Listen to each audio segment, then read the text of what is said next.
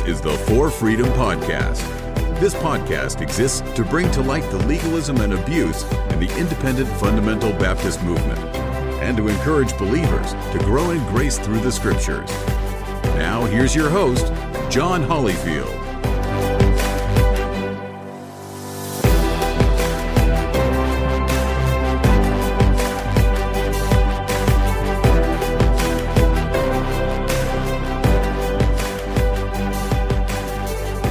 Everybody, and welcome to the For Freedom Podcast. I am your host, John Hollyfield, and I'm excited today.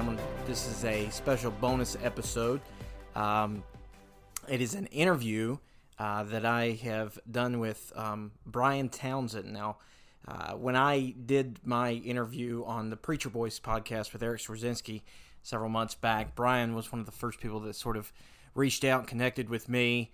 And we related with a couple of things and then became friends on social media.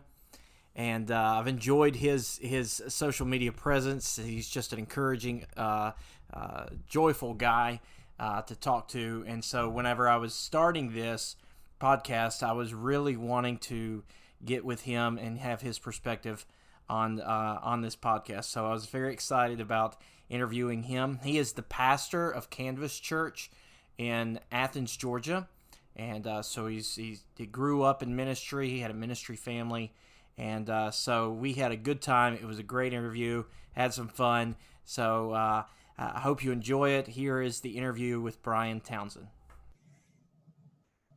All right, Bryan, I'm with Bryan Townsend. Thank you so much for joining me on the podcast here today, and you are a pastor at Canvas Church in Athens, Georgia, right close to Atlanta. And go ahead and introduce yourself a little bit and tell us a little bit about you.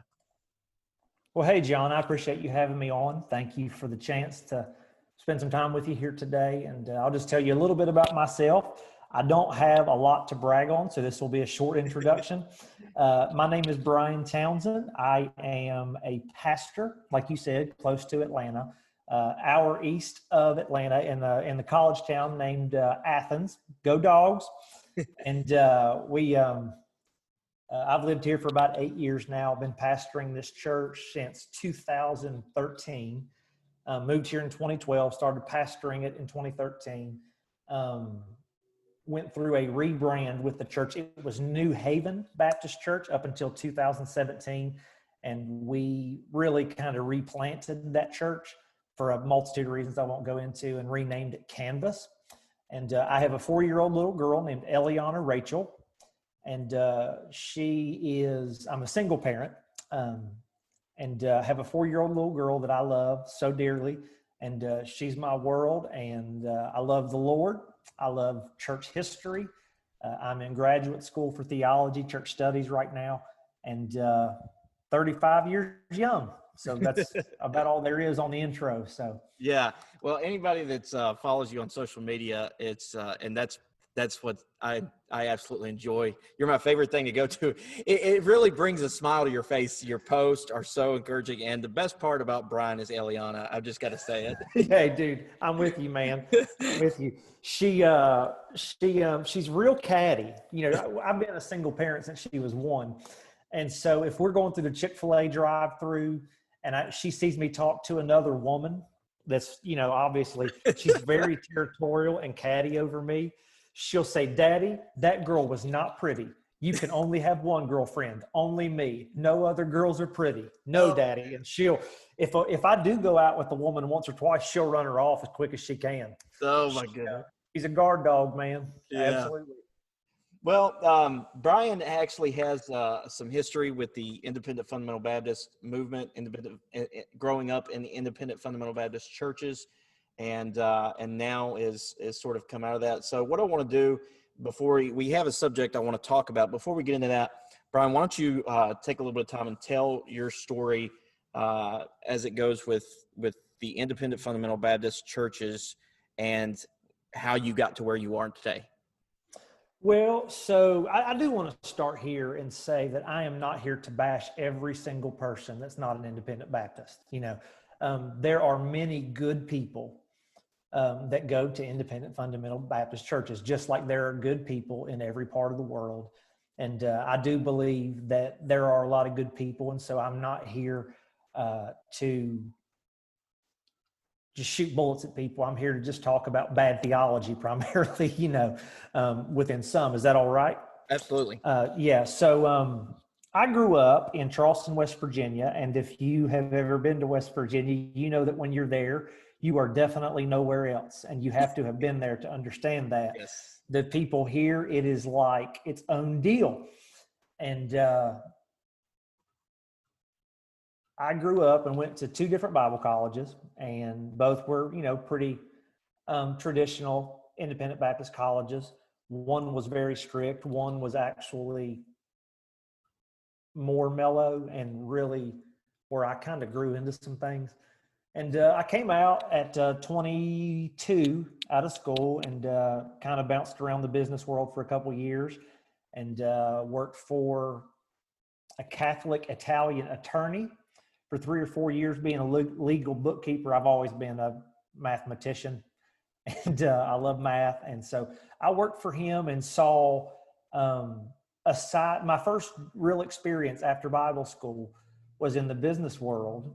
And I learned that not everybody adheres to independent Baptist theology, and learned that, and so I learned a lot from them. I learned a lot from that law office, and finally went into ministry when I was 23 or 4 and worked in an independent Baptist church for a while, good people. And I just grew to the point where I don't want to say that, I don't want to make it sound elitist like I'm better than that, because I'm not, but Right. I grew to a place where I just was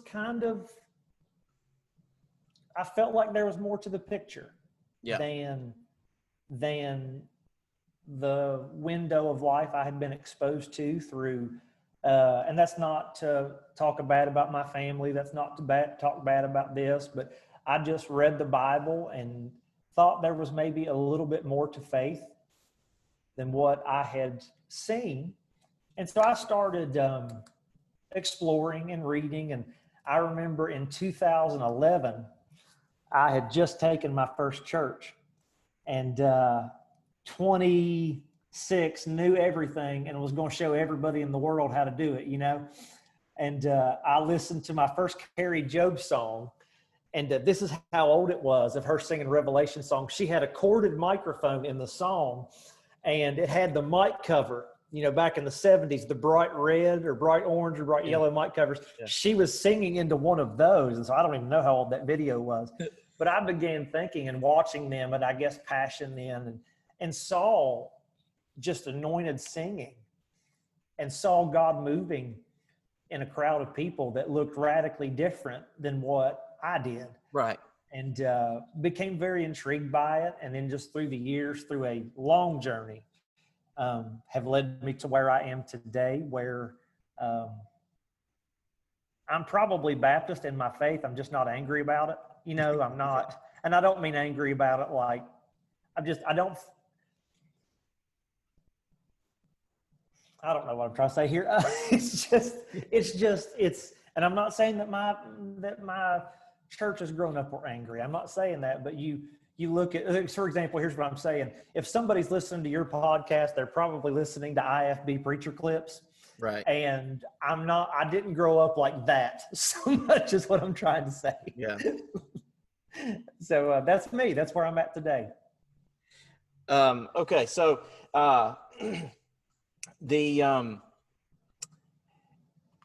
there is a wing of the independent fundamental Baptist movement. Okay. Okay. Most people, like you just sort of alluded to, most people, I think, when they think independent fundamental Baptist, or most people that's even had experiences in the independent fundamental Baptist church, think the Hiles type. Yeah, absolutely. Or those that sprung off of those. You got North Valley, Jack Trieber in those, and you got, different, where it's Crown and Clarence Sexton, that type. But they're very, very conservative, very, reserved. But I grew up, and you were exposed to it is independent. And, I've heard several of preachers within that claim independent fundamental Baptist. but the southern wing of the camp meeting style of the IFB. And so explain a little bit about what that movement looks like. You did say it was a little bit more mellow. So explain a little how that is. Depending on where you are, it's a little more mellow. So I grew up listening to preachers like Harry Nix, who's an evangelist. I think he's retired now, but that was the guy that he came to preach in our little mountain church in West Virginia, and we just fell in love with him and always thought him to be a good man. But so the camp meeting crowd, which you have is typical here in the South. You have the famous Greer Baptist Camp Meeting in the upstate South Carolina area, where they have perfectly air-conditioned buildings all around, but choose to go sit out under a tabernacle when it's 117 degrees and sweat all their body weight off. And it's fine, man. Like, if you all want to have the tent, go ahead. I like air conditioning. Say amen, John. Yeah. But so tents are for when you go camping, not for sitting out 4 hours. That's right. That's right. But you have your camp meeting crowd, and typically it's a different brand than Hiles or Trieber. I'll say this: they have a lot of passion. They have a lot of passion, and that's one of the greatest lessons I learned from that is passion. Now, I think passion at times can be misdirected, but that's not in a camp meeting or a Baptist. I think people across all walks of life can have their passion misdirected. It's my experience, though. And so you have, it's very, it's its own deal, certainly. It's conservative. It's very good at I don't know if I want to say good at this. They traditionally know how, and I've done this, because it's where I came from, can have very exciting worship services. Very exciting. Now, discipleship is not always emphasized. Camp meeting is really, they called it the shot in the arm, if you will, the adrenaline, the revival. So it's really built around that. And so that's really the world I come from, not the Hiles crowd or not the Trieber crowd, but very much the Southern Camp Meeting wing is what I grew up in. Yeah. So I guess maybe some specific differences would be the dress standards are not really hit on. I mean, you don't, there's not like a whole big, I never saw a big push for women not to wear pants. No, it's like growing up, we would go to movies, PG-13 movies, but we go to movies, which there's nothing wrong with that. I typically don't watch rated R movies, anyhow, just because PG-13 is about as far as I'll go. I'm PG-35 now, so PG-13 is about as far as I'll go, is where I'm at. So we went to movies growing up. Music, my mom wore.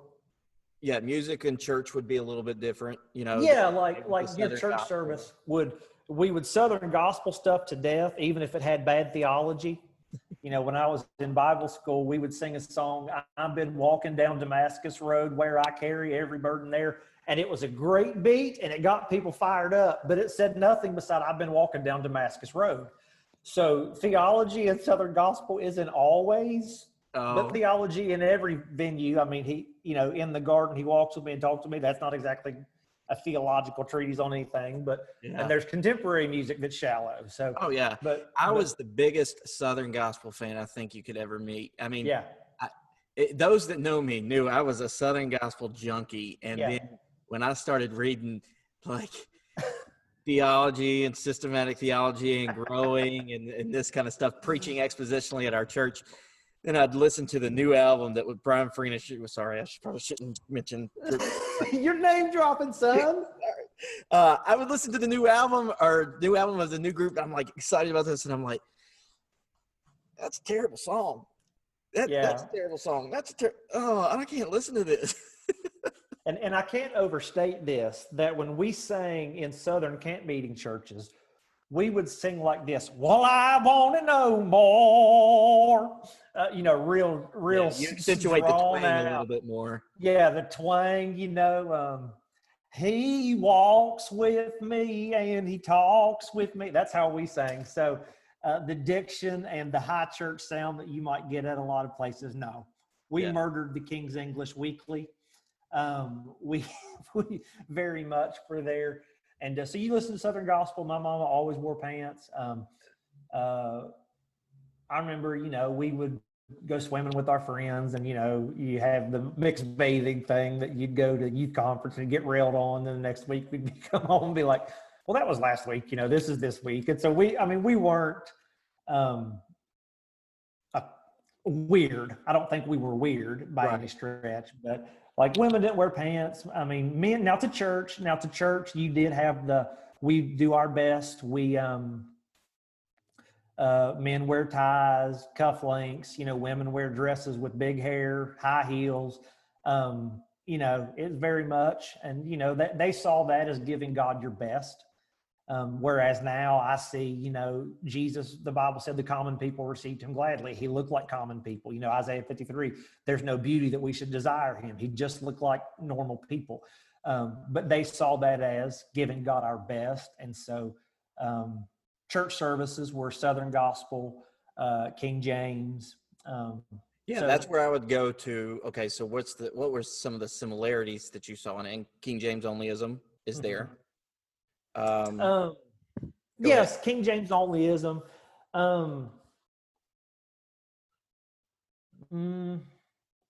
Holiness mattered, even though we went to movies. Like, I remember I was raised in this, and even at a young age, the Lord got a hold of me when I was a young teenager, 12, 13 years old. And I grew up wanting to be a preacher, and we were preached holiness too. And so when I went away to Bible college at the first one, not in South Carolina, but the first one, there were rules. They had better rules than even Jesus had, it was a lot of rules. But even there, I didn't see anything wrong with going to movies, and I didn't see anything wrong, but I did say I'm willfully at this school, and they've asked, I knew going in that they had rules, and if I'm here, I'm going to abide by them. And so even though I didn't agree with, you couldn't go off campus in a pair of blue jeans, you couldn't, stuff like that, I abided by it because it was my conviction that I'm coming to the school and they have rules, and even though I didn't agree with them. So holiness did matter, and being a good person, and trying to treat people the right way. And now again, that had its flaws like anything, but that's probably, similarities. I would guess King James. Would you say that it was personality driven? Yes, I would 100%. 100%. And pastoral authority in the churches? Most. Most. I would certainly say that. Now, again, you can't say 100% of the time, but a large percentage of the churches in the Southeast, in the camp meeting wing, are very much personality driven. I mean, you have that over and over again. And not all the big personalities were bad, but there were some big personalities that were rotten eggs, certainly. Mm-hmm.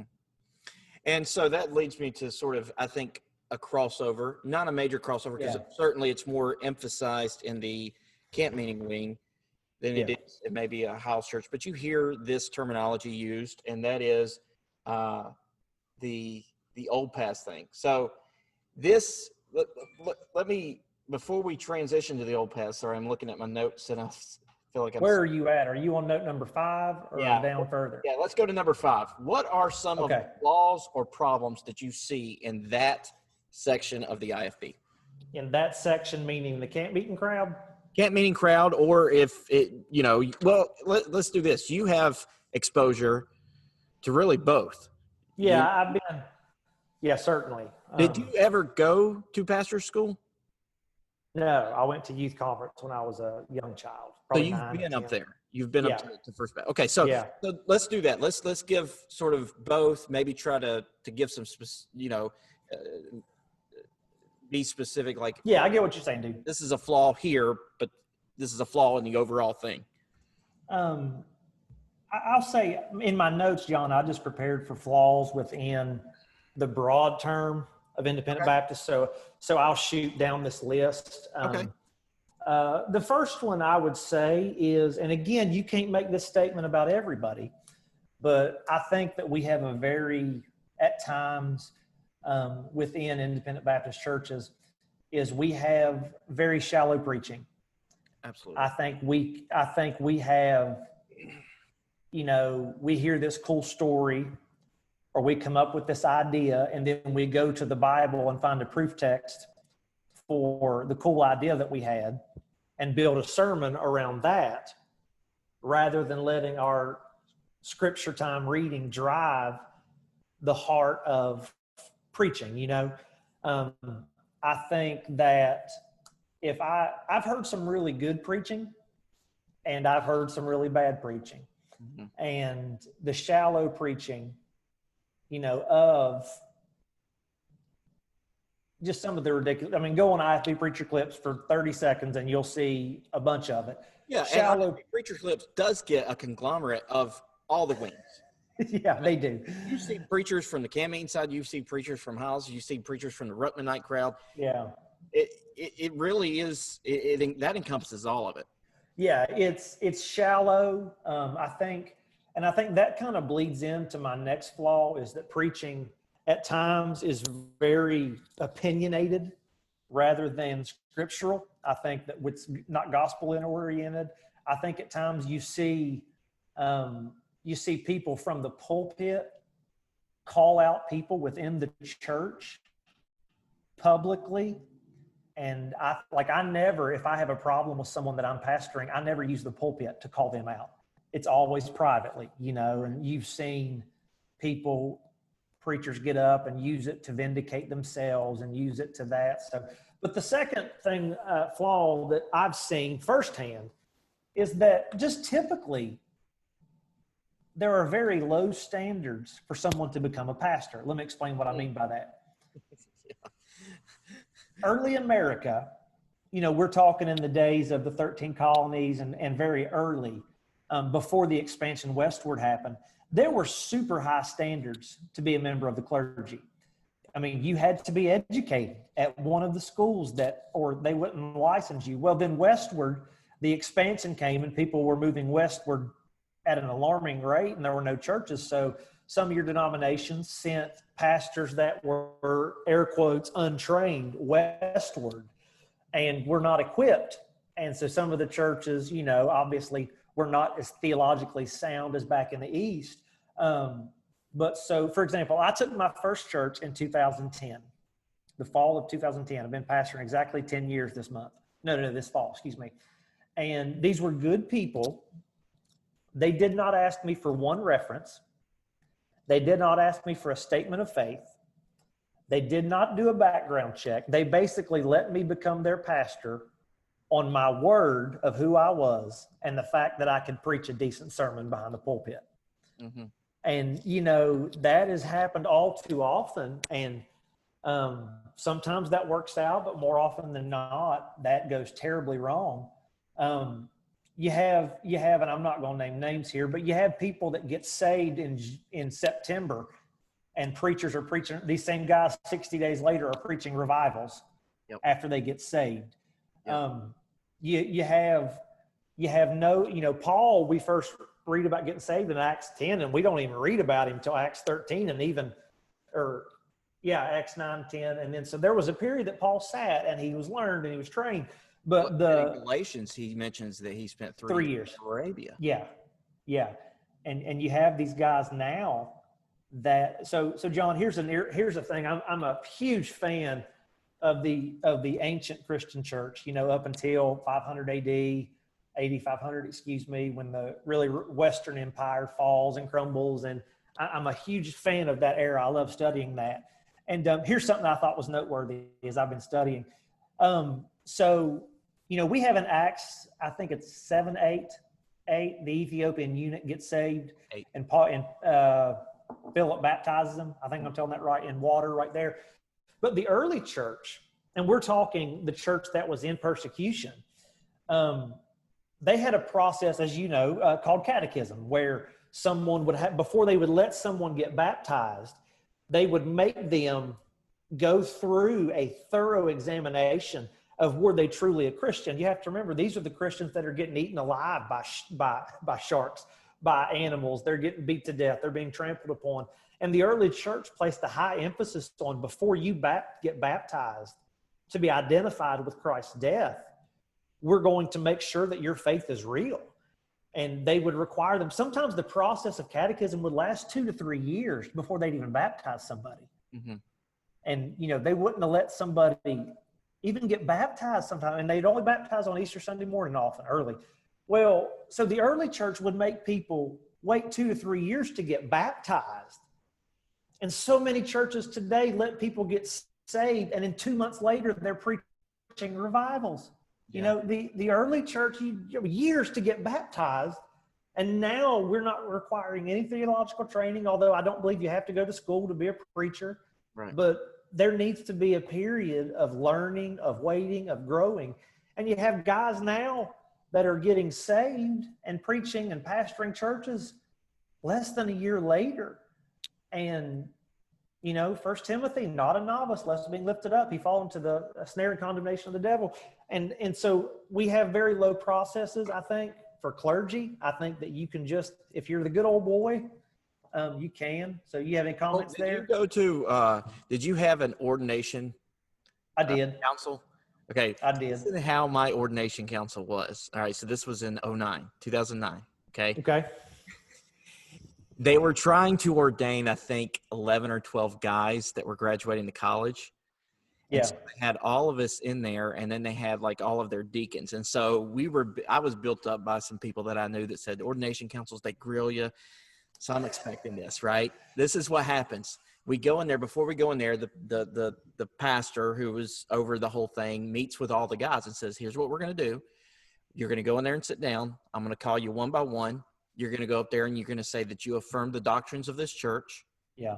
And basically tell your testimony, and then talk about what you are planning on doing when you leave the college. He said, the whole thing needs to be about 2 minutes apiece.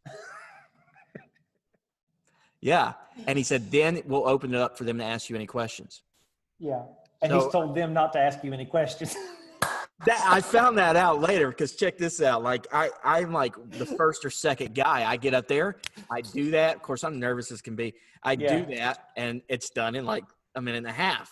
So the people are like, I'm sitting there like crickets, no questions. And then one of the guys who was actually my manager at the job that I worked at through college, who was a deacon at the church, raised his hand and said, so what are you planning on doing when you leave here? And I'm like, well, I have this interview and this interview set up. This is it. Okay. Any more questions for John?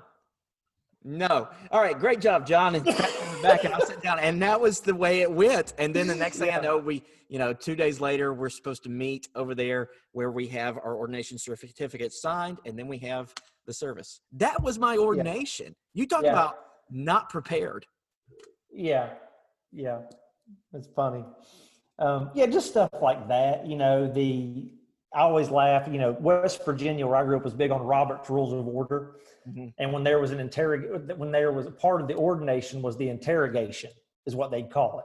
Mm-hmm. And so they would have one of the preachers on the council named the interrogator. And I remember as a kid, I'm sitting in church and I think of like bad spy movies where they've got somebody in a room with like a dimly lit with one light bulb swinging from the ceiling, and there's an interrogator. That's what I always thought of about.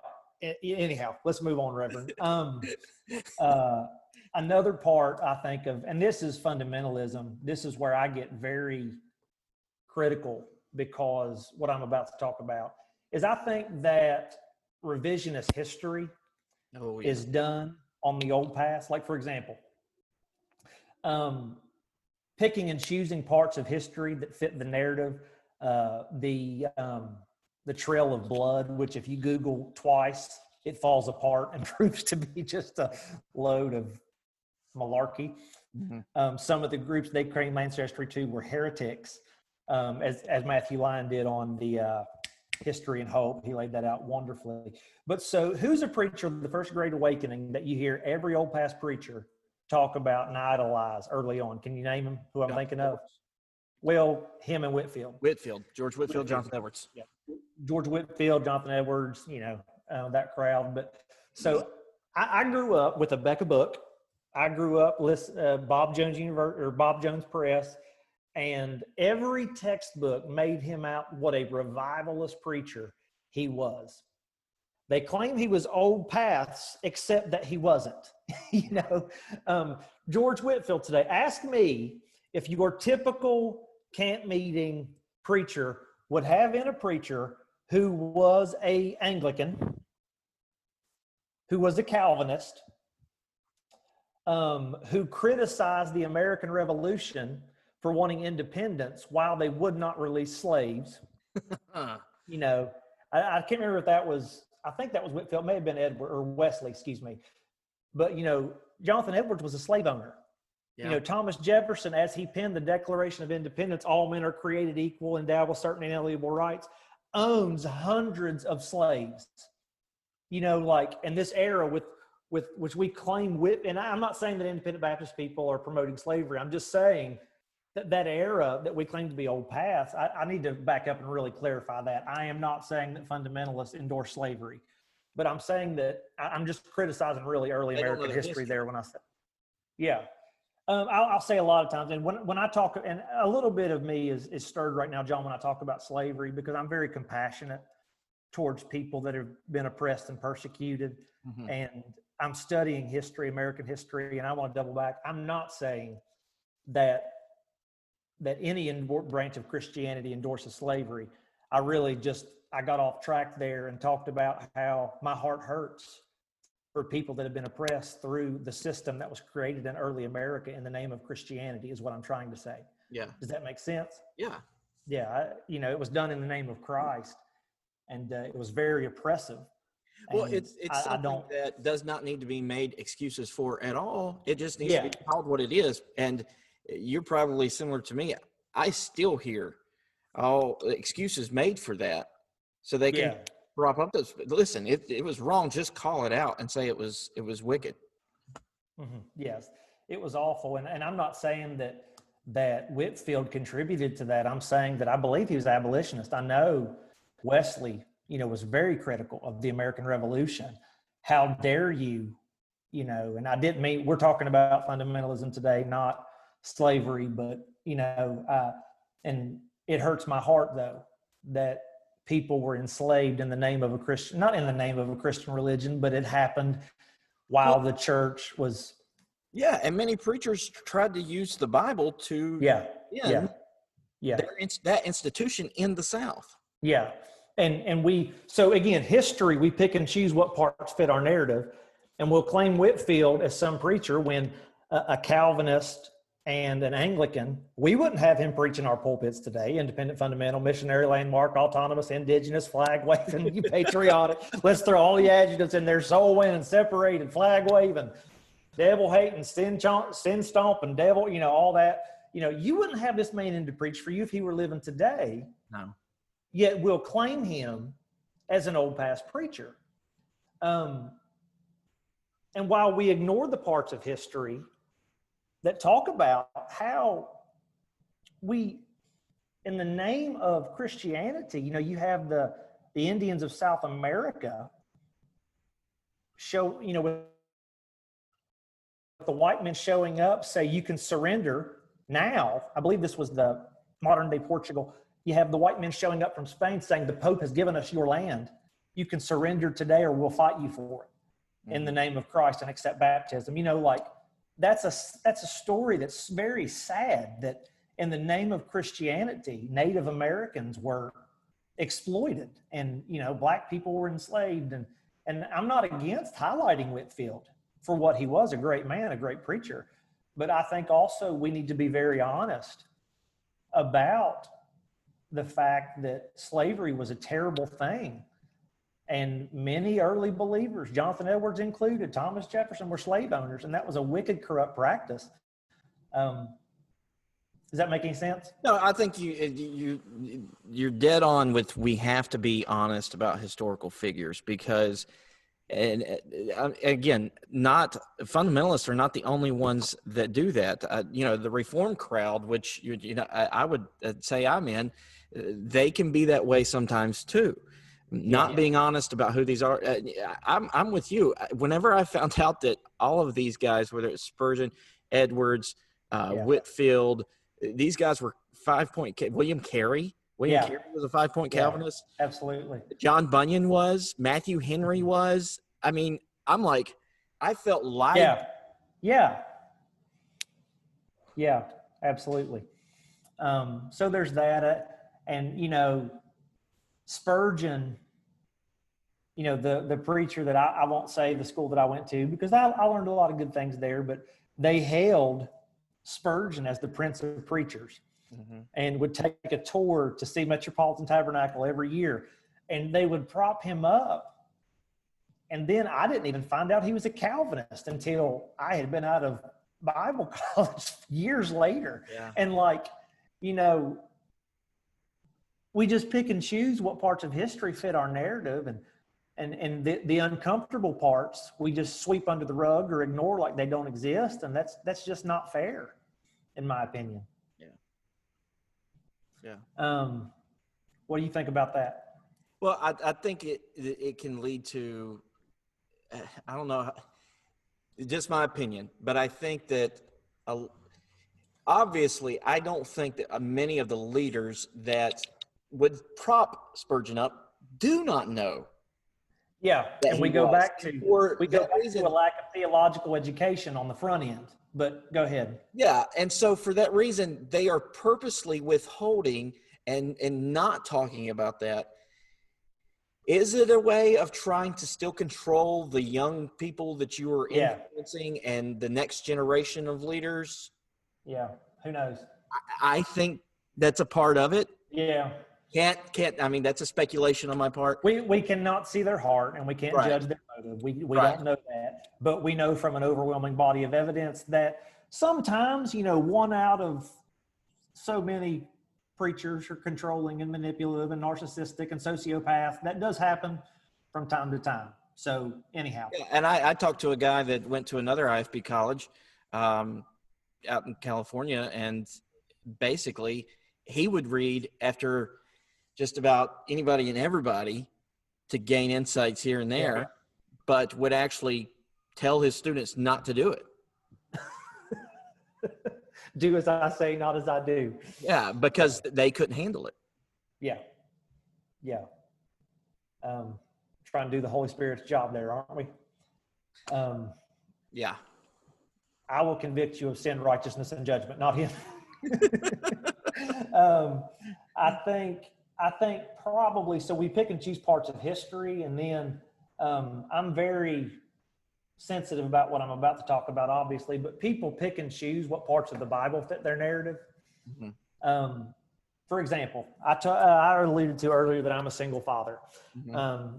I went through a divorce 3 years ago that I didn't want it to happen. Nevertheless, you can imagine of the qualifications listed in 1 Timothy 3 of a pastor, elder, bishop, what's the one that we disqualify someone over quickly in the Baptist church? The King James translation, I believe, is husband of one wife. Yeah, which is not the best. No, translation of that Greek. A man of one woman. Correct. I'm not here to talk about theologically, can I be divorced and still pastor? But let me give you an example. So I think there's 14 there: being a good father, good reputation, hospitable, apt to teach. And I don't think, sure, when the Bible gives a list, typically the things that are early on in the list are of primary importance, but that's not to downplay the next 13 I don't think it's in descending order of this is most important, second most important, third most important. I think that they're a comprehensive list and that all of them are qualifications equally. So I had a guy that I know take a church, got voted in as a pastor, and I saw it on Facebook. Now, me and this guy are not alike. We're friends, in the concept that we both love Christ and we love the gospel and we love people. But when we come to approaching our theology, we're radically different. He's very strict, and probably more in the Hiles camp of strict. When I say, I don't mean the Southern camp meeting crowd, but I called him to, so here this guy takes a church. I called to congratulate him. This was recently. I called to say, man, it's awesome that you got voted in. I'm happy for you. I'll be praying for you, and I hope you do great things. I hadn't talked to this guy in years. Within 5 minutes, do you know what the conversation turns into? Why I should not be pastoring because I'm divorced. So here's this guy. I haven't talked to him in years. I'm calling to say congratulations. And this old fighting fundamentalist loaded up his gun and starts unloading on me. And I'm like, it'll be a few more years before I call you back. And so the thing about that just so angers me is we take husband of one wife, which is really a man of one woman man. I think there's strong hints at polygamy in the first century. Anyhow, we're not talking about that. But so I know of so many Baptist preachers that are still active today that fall woefully short of 13 of the 14 things on that list. Yes. And, you know, their kids won't even speak to them. You know, they're financially, they're in a mess. They're spending more money than they're bringing in, and they're using the ministry to feed their out of control lifestyle financially.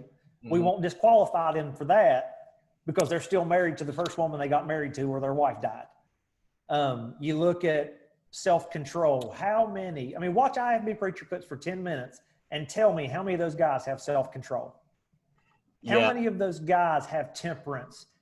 I mean, when we talk about apt to teach, that doesn't mean to teach it however. That means rightly dividing, looking at Scripture, who's it written to, grammatically, historically, I mean, grammar, context, history. What is this? Somebody that's committed to the Word of God and teaching it. And some people will get up and just use the Scripture to push an agenda that they want, but they're still married to that first wife. Yeah. So these guys can absolutely abuse the other 13, but these guys will look at me and tell me, because of a divorce I didn't want, you can't preach anymore. You know, it's like that rubs me the wrong way. Well, First Timothy 3 in the ESV. Okay, so how many would be guilty of violating these? All right, so sober-minded, self-controlled, respectable. You said able to teach. Verse 3, not a drunkard, not violent, but gentle. Can I go back? Yeah. When we're talking about drunkard, I think the implication there could also be made that it's not necessarily the drink itself. Well, yeah, I mean, it's a problem, but you know, some Calvinists believe drinking's okay. I'm still of the stripe that I don't do it. Yeah, I'm a teetotaler, but you know, I think you could also make the argument, you know, when you compare, I mean, obviously, literally, it's drinking, but I think also you could make the spirit of the application there to be any addiction of any kind. You know, I see whenever the New Testament speaks of being drunken or talks about that stuff, it's the idea is carried with it of being under the influence of something other than the Holy Spirit or something other than God's word. Yeah, and so we don't talk about the addiction to the fork and the buffet. We don't talk about the addiction to, I see your face. We don't talk about the addiction to control. We don't talk about the addiction to unhealthy habits, berating people. We don't talk about the habits of unhealthy sexual habits, pornography. I'm convinced that not everybody, I mean, man, this is a dark world. And, you know, and so like all of these things put together, I think drunkenness speaks to, you know, all things are practicable, or all things are, but not all things are permissible, but all things are beneficial. And I think it speaks to Christ being Lord of my life all the time. So I interrupted you, drunkenness. Go ahead. Well, I think the next one in verse 3 in the middle, it says not quarrelsome. Yeah. And can I be honest with you? I don't know if it's probably my personality, but even my training, I have to be on guard for that one. Yeah. I enjoy stirring the pot sometimes. And sometimes I get upset and want to post on Facebook. And I know that it's poking the bear. I mean, let's be honest. Sometimes we all like to stir in the pot, and I have to be careful about that because I can't be quarrelsome. Yeah, and there is a line between, you have to. The truth is going to make people upset. Yeah, absolutely. But I think this has been on my mind since last week when I interviewed Matthew Line. It just, so much of it just keeps coming to the forefront that, especially when you told the story about the guy that just railed into you, and that is that in fundamentalism, the main thing is authority and not love. I cannot say when he said that last week, my brain melted out of my skull.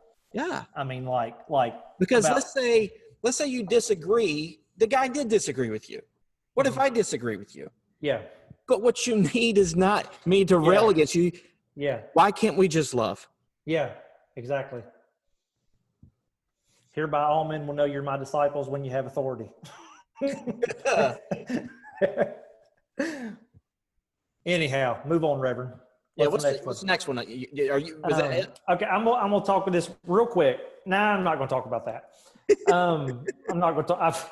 I'm probably gonna get enough emails this week, or whenever this comes out. Biblical basis for old past preached within the sect. There is none. Yes. Zero. Okay, so this you hear that, and if you go through IFB preacher clips, I mean, at least once a day, I'd say you hear an old Pat's clip, right? Oh, multiple. Okay, so this is something that I heard in chapel all the time, college chapel, heard in revival meetings, all this stuff. I actually drove past I know you're a voice. I'll call names. I don't care. Tony Hudson's church the other day. Hey, man. My wife had a chiropractor appointment, and I was right over there. So I was like, all right, I'm going to run by there. And his Middle Tennessee Baptist Church. Yeah, his sign says Middle Tennessee's home for the old-time religion. Yeah.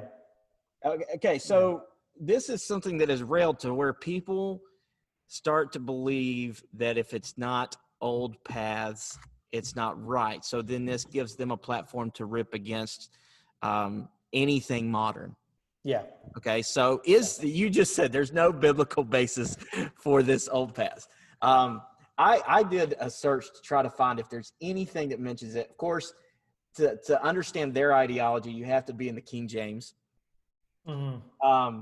There's two verses that even come close to it. Jeremiah 6:16 says, "Thus saith the Lord, stand ye in the ways and see, and ask for the old paths, where is the good way, and walk therein, and ye shall find rest for your souls. But they said, we will not walk therein."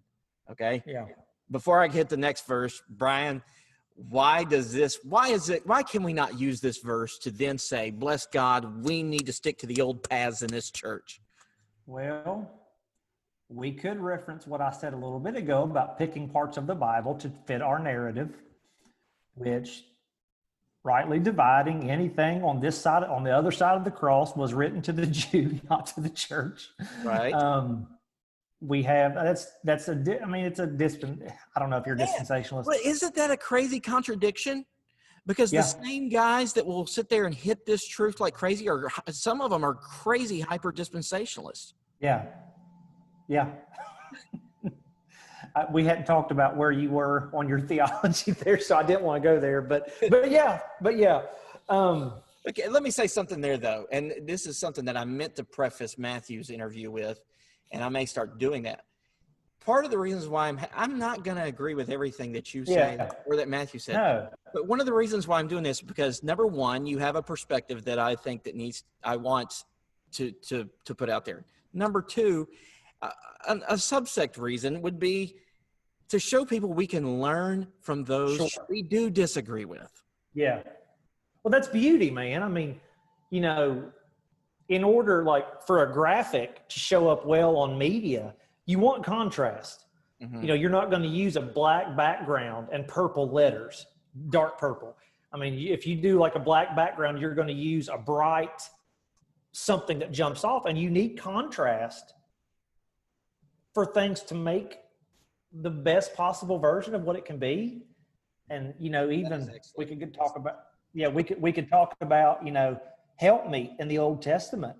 It doesn't mean like a man has a helpmeet. The Hebrew, I'm rusty, but it literally means to oppose against. the helpmeet, it's not that the woman helps the man. It's literally they're going to be in opposition of one another and support, like an A-frame house would be, where they lean against each other and they work in a way that the opposition that one brings out the best in each other. And so helpmeet is not the idea of the subservient woman. It's the principle of to lean against, like two boards leaning together in an A-type position. That's the idea there. And you need contrast from people that are not like you. Yeah. That's great. That is great. So the Jeremiah passage was to the Jews. Sure. Yeah. I mean, let me tell you. Go ahead. That's all we need to say. That's all we need to say. Okay. The other passage is really quick to just dismantle too, because it's from Proverbs 23:10. Remove not the old landmark and enter not into the fields of the fatherless.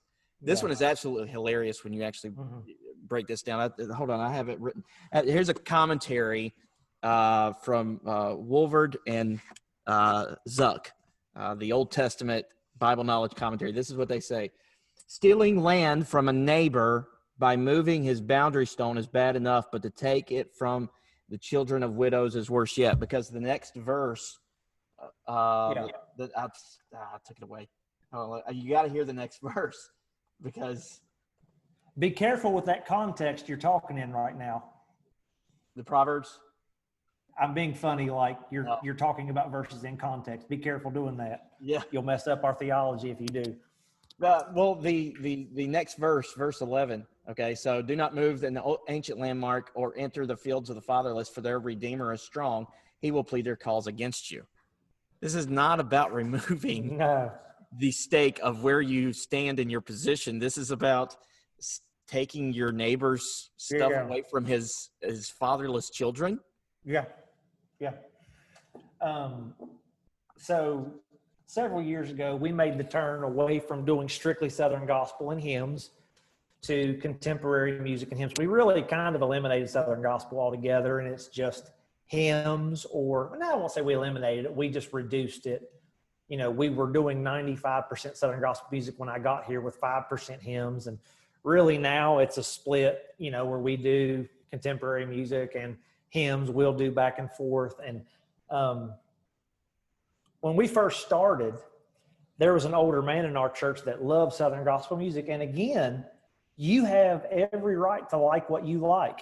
I'll listen to hip hop and folk with a dubstep beat and banjos at the same time. I love that sound.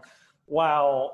If you listen to that, if you listen to my playlist, what I listen to in the mornings, like people be like, what? What? It's not bad music. It's just different than I'm a redneck who lives in an urban society down here. So my tastes have evolved, but, so this guy loves Southern gospel music. And when we first, the first time we sang a contemporary song, it was Revelation song. And you're talking about a scriptural song that speaks of Revelation 4 and 5 around the throne of God, what's happening. This is more scriptural than anything we sing Southern gospel. And he comes up to me, man, you could see it on his face. He's angry. And he said, preacher, I'm mad about us singing this new music. And I called his name. And I said, this is an older man. I said, friend, we need to be able for everybody to get fed.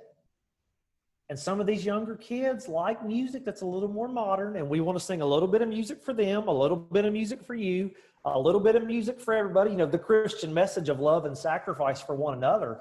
And he looked at me defiantly shaking his fist saying, well, they can learn my music.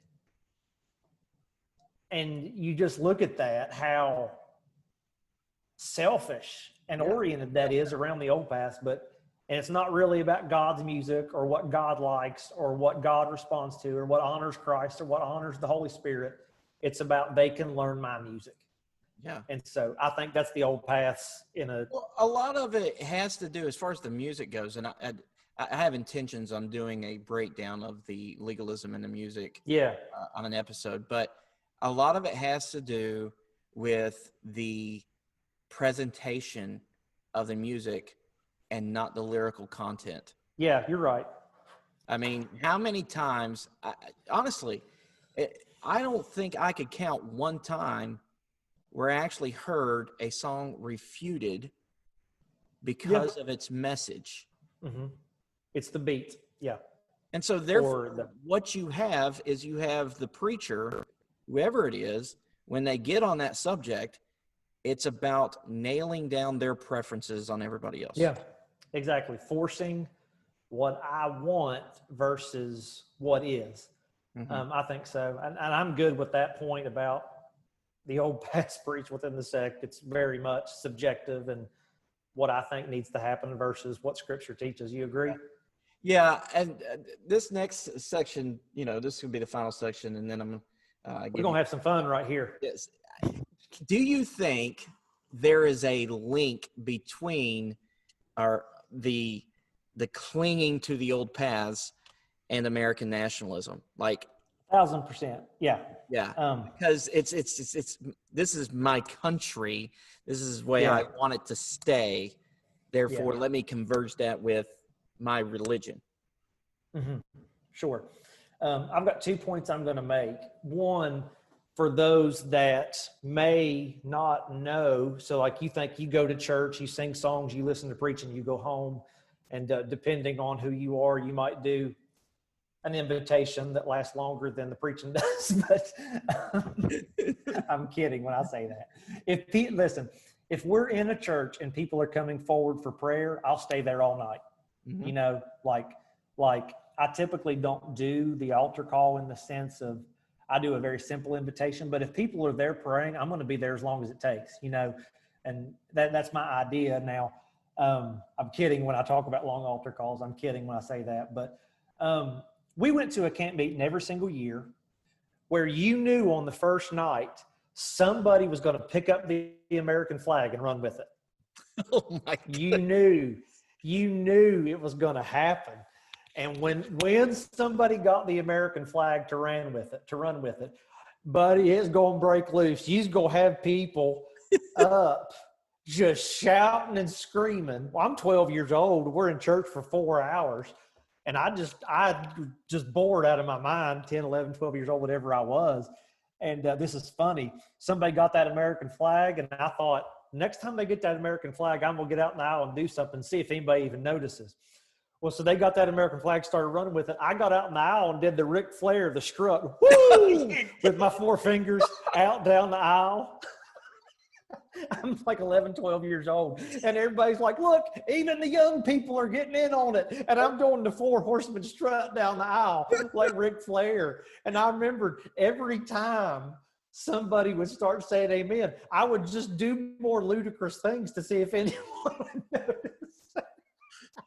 Oh my goodness. So that's what happened growing up. But let me ask you a question. Okay, so there is a connection between old paths and American nationalism. Okay, our forefathers, why did they set up separation of church and state? My answer would be because of the infringement of the crown from where they came from England. So you had the divine right of kings. Right. The king was the head, and it's still that way today in England, even though the church is a joke. But the king is the head of the church. Yeah. Okay. So you have the church state. Constantine era until that time, and really, I think you and I still grew up in the Constantine era. I think that shifted very quickly as far as America being post-Christian. But our forefathers set up separation of church and state to make it almost impossible for the government to impose on matters of religion. I think that's very clear.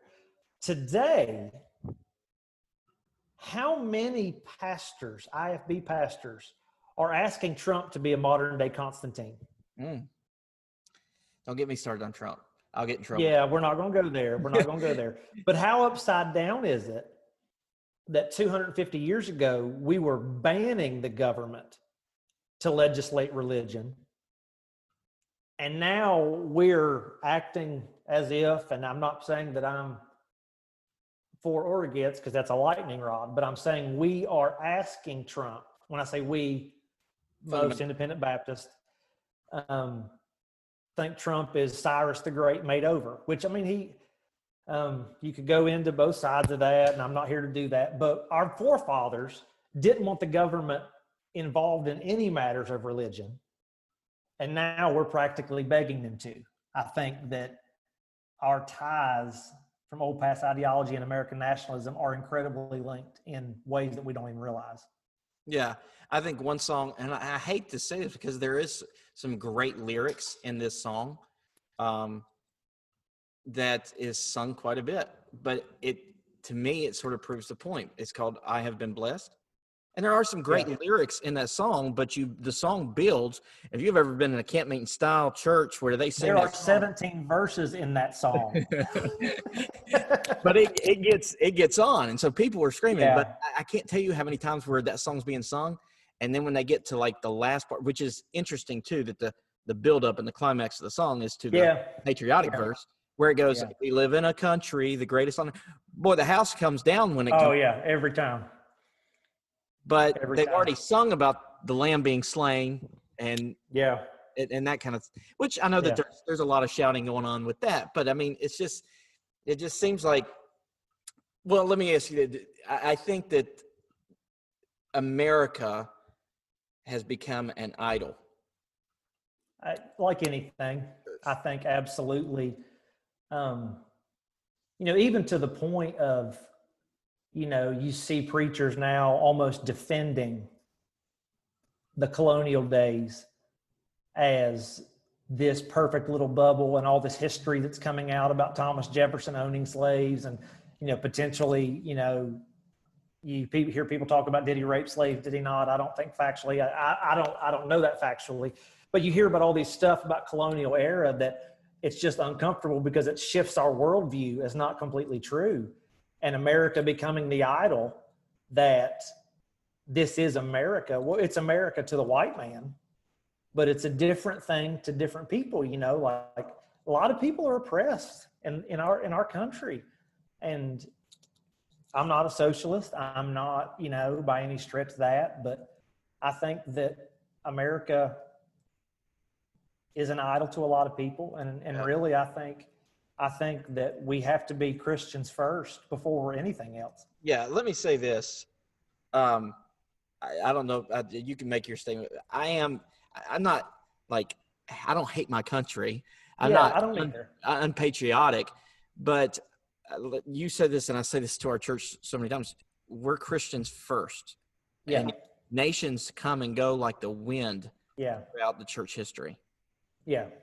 And the Romans that persecuted the church so much, today you can walk through the ruins of their city for like 12 euros. And the church sits strong. Yeah. Yeah. Have you ever heard the story between Jerome and Augustine in the fall of the Roman Empire? It's a great story. Okay. So Jerome, I'll look it up. The barbarians were attacking Rome, and it looked like, okay, this is going to be it. Jerome sends out letters. He goes and hides in a cave. Okay, sending out letters, freaking out that the great Roman Empire, his nation, his country, is about to fall. And in the letters, it includes sort of like, what are we going to do now? This has got to be the end. Yeah. Literally the same time, Augustine meets that letter with his book, The City of God. Oh, wow. Which basically was an answer to Jerome's reaction to the fall of the Roman Empire. Yeah. Basically, that we are not. There's so much more in the book, The City of God. But that's deep. Yeah. But I didn't know that story. We are citizens of another country. Yeah. We're citizens of a heaven. We're citizens of heaven. I mean, absolutely. Did I cut you off? The micro, your sound cut out there. I wanted to make sure you made your point before I said anything. I was finished. Okay. Yeah. I think that I don't hate my country. I love America. I'm thankful we live here. I want to make that very clear.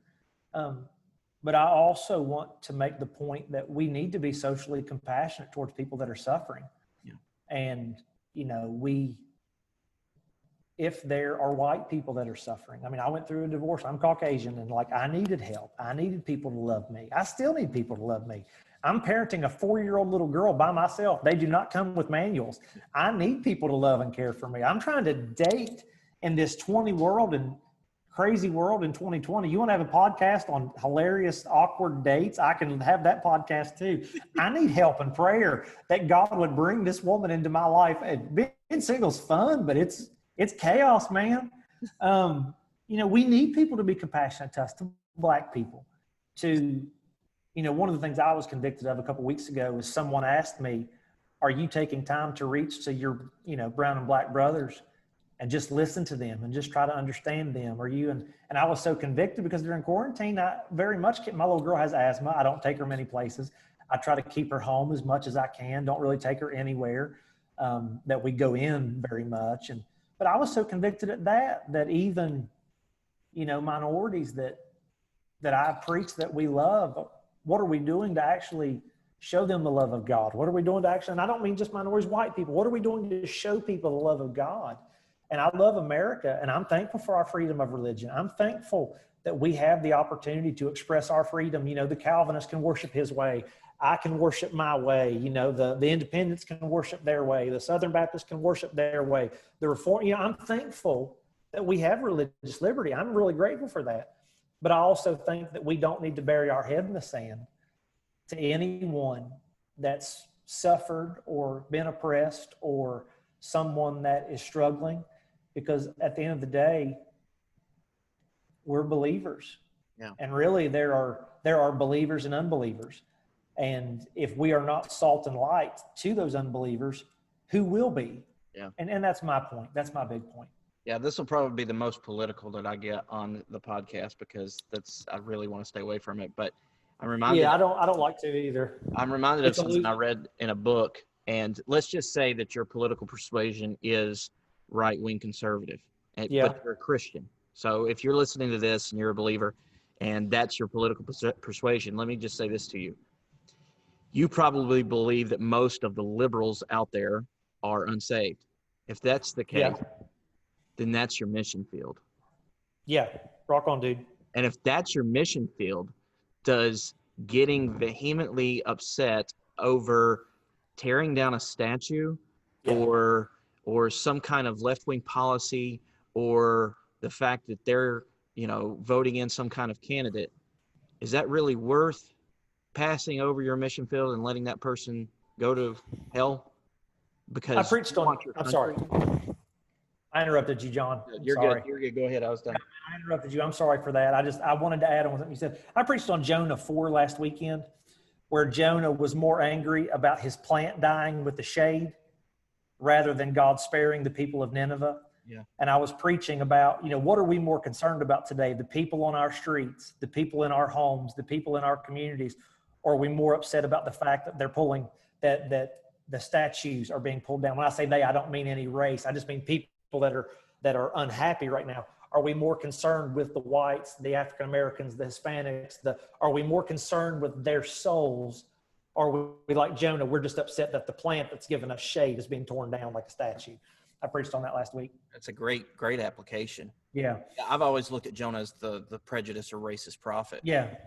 But the application of him sort of holding up that gourd and that tree as more important is very applicable to Americans today. Yeah, absolutely. Well, I appreciate you being on the podcast, and it's been a lot of fun. Honestly, it has been fun. Would you just, if you were to talk to somebody that may be in a transition where you were a few years ago, I know the circumstances were different, but transition out of maybe a fundamentalist culture, what would you say to them? I want to tell you that you've been told most of your life that people like me and John are bad people. Liberals, theological liberals, come out of Germany in 1800s. No, 1900s. I want to tell you that if you decide to break, or if you are breaking, or if you have broken away from fundamentalism, there are a lot of good people in this world that will love you. And it seems so impossible to break away from something that you've always known, something that you're very comfortable with. I mean, let's be honest, we're all very comfortable in something, and to break away from comfort is hard. To break away from comfort is not easy. But I just want to challenge you and let you know that Just like John quoted a minute ago, when Rome fell, there was still a purpose of God. Augustine wrote City of God there, but you're going to be okay. And if it's God's will for you to move on, God will supply all your needs according to his riches and glory by Christ Jesus. And the application there's financial with Paul in prison. I get that. But I'm talking about primarily that God will bring people into your life. God has brought so many wonderful people in my life, different kinds of people to help me, to bless me, to help me just through divorce, through I have 3 little girls in heaven that I lost to miscarriage, and all of that was after I came out of fundamentalism, and so many other things that I've walked through, that God has brought wonderful people who love Jesus. And they might not all have the same haircut I've had. They might not all wear a tie on Sunday.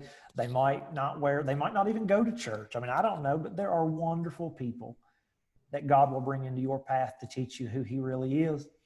And there is life after you leave. You may face shunning. You may have people that are very critical of you, but I just want to tell you, somebody's walked that road. There's life after it, and there's a good life after it. I'm happier now at 35, single parent. I'm happier than I've ever been in my life. I'm happier with myself. I like the person I am when I get up in the mornings. I love my little girl. I love my church. I love my life. I've never been happier or more content with my life than I am today. And that's after divorce, after miscarriage, after fundamentalism, after a lot of other things I didn't go into today. But you're going to be okay. And that's good. That's good. I like that because there is suffering. Yeah. You do suffering, but the Christian life is not an absence of suffering. No. It's the presence of joy and suffering. Yeah. And I think that you exhibit that. Yeah. Well, thank you, bud. I appreciate that very much. And just try to love the Lord no matter what. Job said, his wife said, curse God and die. He said, you speak like a foolish woman. Don't we receive both good and evil at the hand of the Lord? And the suffering, you take the good with the bad is what that teaches. And you just have to keep your smile up and follow Jesus no matter what. Yeah.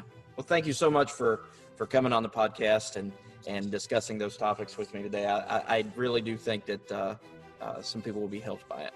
I'm following Matthew Line. That's not exactly an easy person to follow up. He's smarter than me and you and 10 other people put together, but I hope it's a blessing to somebody. Yeah. Well, thanks everybody for listening. If you enjoyed the episode, give it a share on social media. You can follow the podcast on Facebook, Twitter, and Instagram. And until next time, to God, not the pastor, be the glory.